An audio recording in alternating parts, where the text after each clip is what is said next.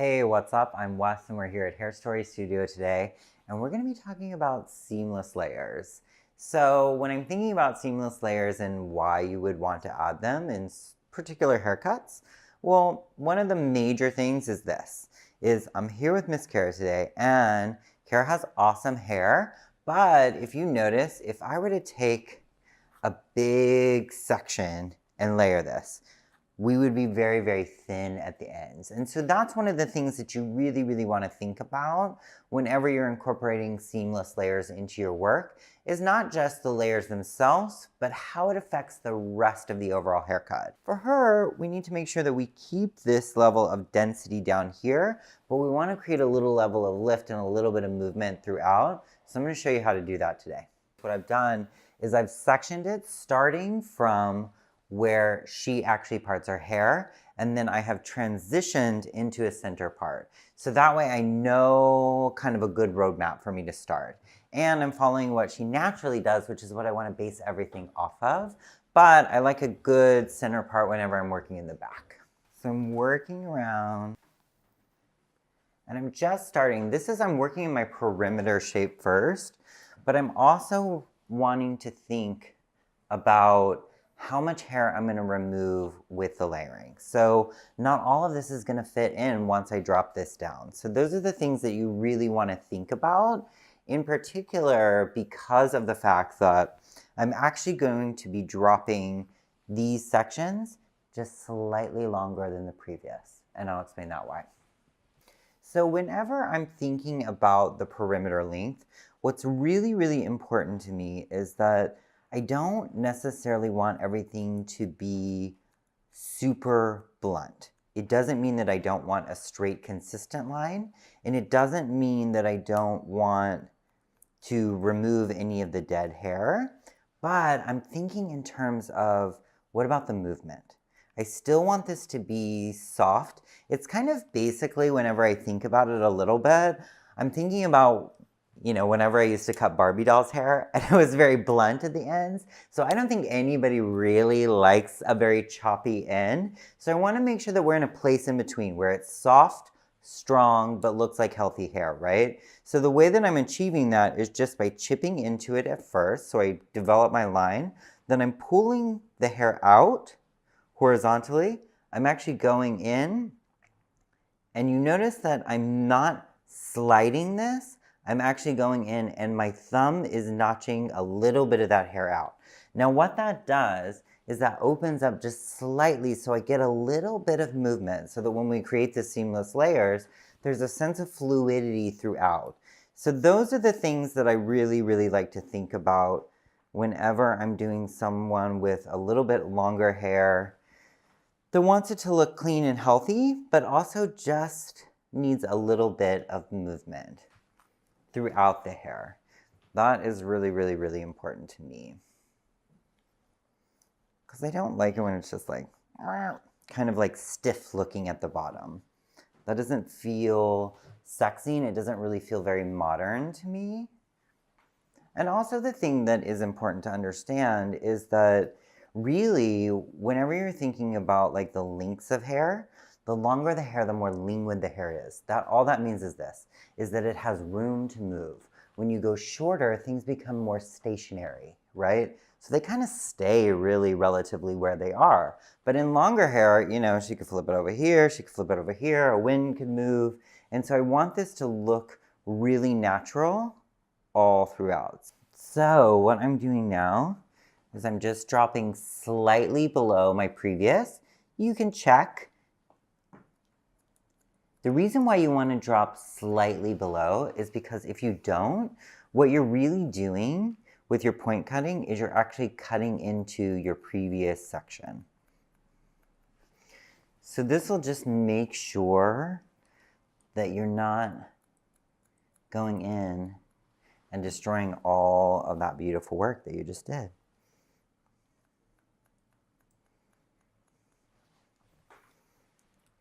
Check everything, see if it feels really consistent. If there's something that doesn't feel consistent, I'll lay my comb down flat, check my line, get any little weird guys. And then I can also read and look at the weight, right? So this looks very, very good to me. So I know that I don't need to take a lot of weight out, but this one panel has a little bit where we could release a slight amount of weight. Now, this is the difference of what I like to do on hair that has a tendency to be finer, is I'm always going on the underneath of that section. I'm not going on top of it because I would slightly layer it. So that's just something that you want to think about. Cool, so I'm just going to go through and transition into the front with my sectioning. And I'm just checking everything to make sure. So, because she has previous layers, a lot of this within those first section I've done. So it doesn't fit in there, so I don't really need to worry about it. I like to swing this back just from around the ear and pull that back and check there just to see if there's any little bit, and this is just very, very tiny. So I'm really just cleaning that up. Now, when you over direct the front back, what you're essentially going to get is a little bit more length in the front. So you can see that there's a little bit of this like tag or an overhang or a slight A-line, whatever you want to call it. But we're going to tackle that because I'm also going to be doing some framing. I'm going to remember that piece later. We'll talk about how you get rid of it if you don't like seeing that part. I'm also just going to go through here right now and just check and make sure that none of this is overhang. So that was all layer. So I don't need to worry about that because I'm only dealing with my perimeter length right now. So even though my other side, nothing made it in, I still like to section all of this out on the other side just to check, because you never know.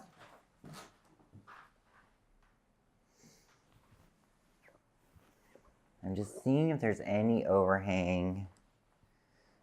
There's not really anything there. Then I'm gonna like over direct all of this back. See? So even though I had a little bit on this side, I don't have anything on this side. This is pretty consistent here. So I'm not worried about that.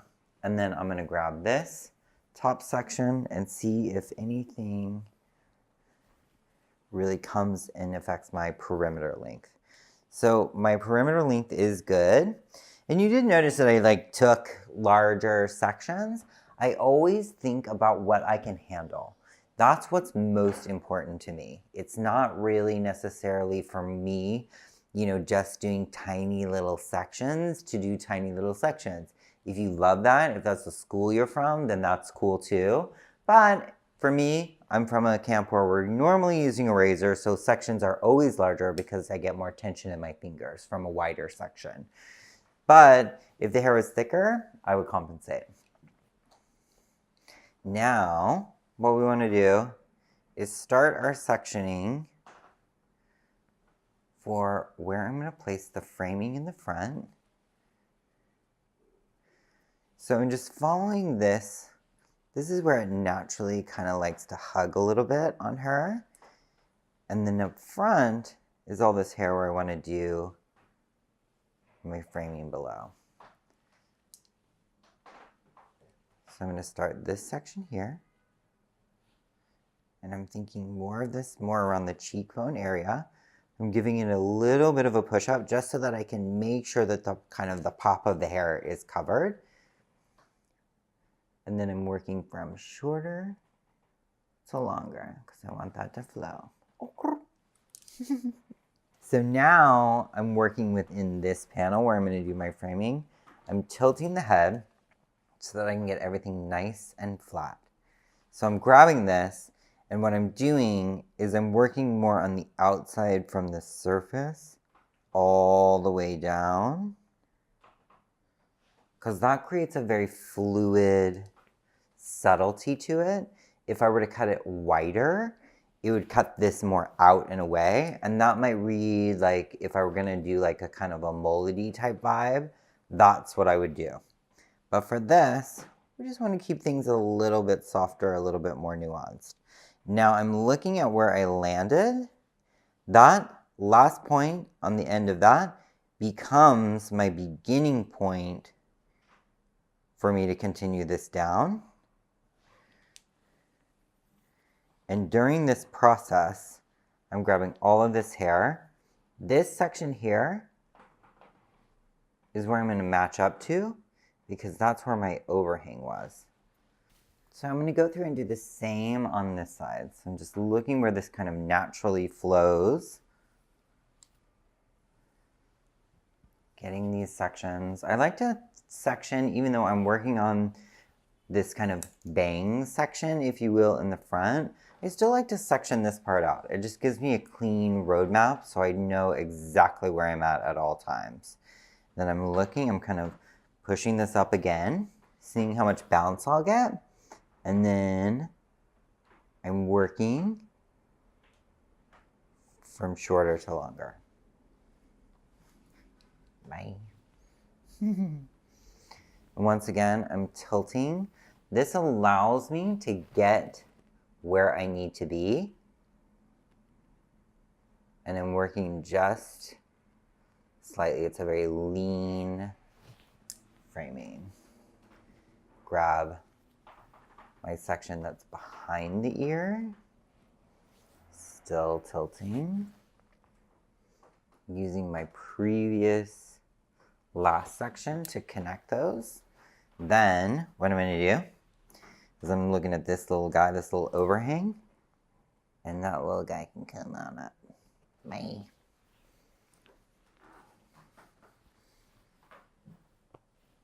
I just like to check everything really quickly, make sure we're really pretty in a good space. There's a little bit of overhang here. Got it. Cool. So now I'm ready to do these seamless layers. So whenever I am going to do the seamless layers, what does that really mean? So what that means to me is this, is traditionally whenever you would go and you would layer hair, in particular with a scissor, you'd make a very blunt cut, or you would do little point cuts, and then you would dry it and you would soften it. But I always still feel like there's still a little bit of a hard line, and that's very tricky for people who do multiple things. So Kara described to me earlier, she's like, sometimes I blow it dry, sometimes I use a curling iron, sometimes I let it air dry. I would prefer to live in a space where the majority of my time is just wash and go. So I want to make sure that everything is very seamless and can Velcro within itself. So how do you do that? So I'm going to work from the front from shorter to longer. So I'm grabbing this center section and I'm grabbing these and I'm working up to that point. So this is going to be my high point. These little bits are going to allow this to lay in a lot better. So you can see how that's going from shorter to longer, but with erratic bits in the middle. This is also allows me, because this is all going to Velcro into itself, it's also going to allow me to take less hair in the section. So that's what is cool about this approach for people who have a finer texture of hair or just like the feeling of a lot of hair at the bottom, because we're really going to be able to keep a lot of the substantialness at the bottom, and that's really crucial. So I'm looking and I'm liking where these are landing. Now my section to add a little bit into this is just very, very, very tiny. I'm just following the head, but I'm looking and I'm like, ooh, look at all that hair that we're keeping. So that's good news. So I'm gonna go here and I'm working more just at the ends, but still going from shorter to longer, just to ensure that I'm not cutting into my previous section. So we don't want that. Grab this guy. We've got just a little bit in here. Cool. Now I'm going to go through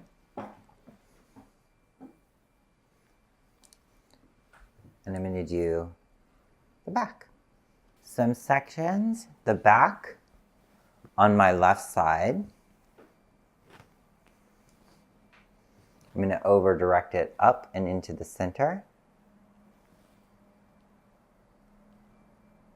That's my long piece. This piece will land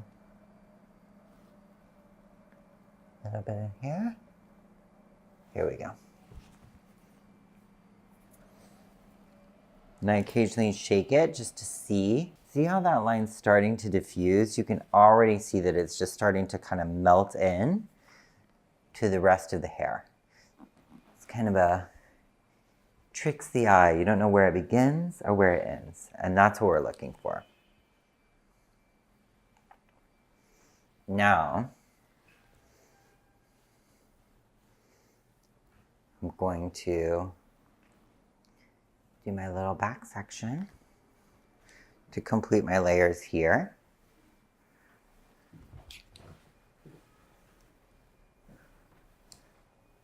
Bringing that up, still creating the shape with my fingers of what I want to create. So I'm still wanting to go from shorter to longer.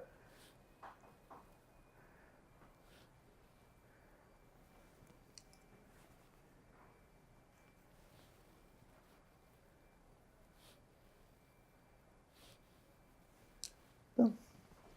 So you can see we're starting to get that lift from the layers that we're looking for, but the rest of the hair is still feeling really full at the bottom. This is where things get a little interesting. I mean, hopefully it's been really interesting. Otherwise, you probably stopped watching 5 minutes ago. But the truth is this, is that whenever someone does a part that is actually a little bit deeper on one side, what happens for them is we create these perfect layers and we like blow them out and it's kind of like a center section and you get all this fluidity and all this movement and they leave and it's really awesome.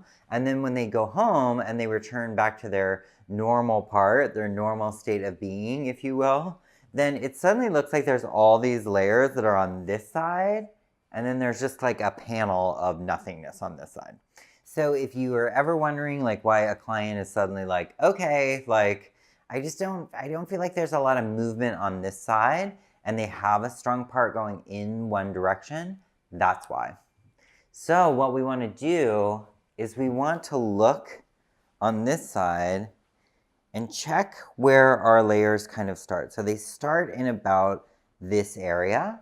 So instead of me taking this and matching it to the exact place of where the layers are on that side, I'm leaving those sections out. So I've already visualized where that's going to be. So I'm like, okay, I need to land more in this area to create balance for both sides so that we have the same amount of movement even though the part is different. So I'm coming here.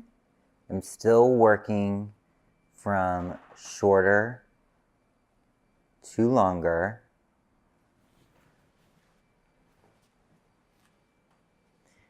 So it's one of those great situations where it is technically wrong and visually right. And that's when it's kind of fun. So I'm going to get mascara dry so that I can check this look and so that we can look at this together and so that you can see what I'm talking about the seamless layers playing with each other in a really nice way. So, but because we built a little bit of volume, I'm going to support the look by adding a little bit of lift. Actual lift, the product lift. Just working that in, just in the areas where I need it the most. So just the crown.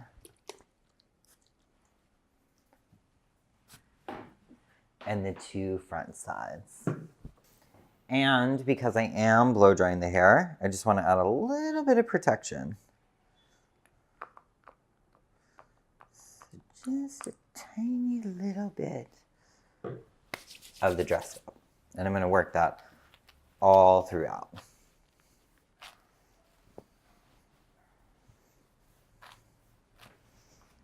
here we go.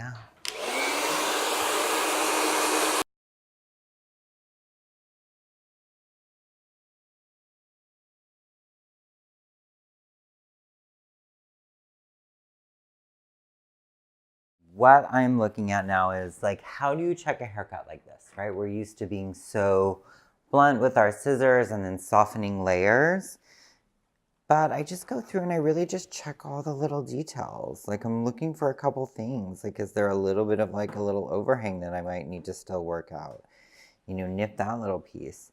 I also go through and kind of grab little sections of hair and almost like it's a little dusting. If there's a place that looks a little too weak, then I would go through it. You know, like that little guy could use a little strength. You're kind of using your eye to kind of guide you. And you're just looking at all those little bitty details. Like, oh, that guy needs a little love. So what you can see now is this, is that we have these layers that are kind of supporting this little bit of lift in here. They're looking balanced on both sides, but the ends look really consistent and really full. If we had really had to go through and get rid of a lot of this, I wouldn't have the same level of consistency. So everything looks really full and really beautiful. And you can see how the layers really just kind of blend in with everything else. So that's what I mean by seamless. They're velcroing into themselves. So if you take a round brush to this, it's gonna be really soft and pretty. But also on those days when you're looking to make this look a little bit more natural, like I'll work in a little bit of hair balm and bring that texture out. Because remember, that sense of separation also creates a little bit of texture in the hair as well, just at the ends. So we can kind of go through and start to kind of get this a little bit more like lived in, a little bit more of like a 70s kind of cool vibe. So that means to me that once we start to get that in there, when Kara goes to do it in that natural family, that's gonna be cool too. So just working some of that in, shaking some of this out. You know, this is the day when she's like wearing the leather jacket versus the summer dress. So all the people that she wants to be can be there. And you can also tell that by opening this part up, we've really kind of brought out the best features of her face. Cool, my darling. So, do you feel good? I feel great. Awesome. I love it. Cool.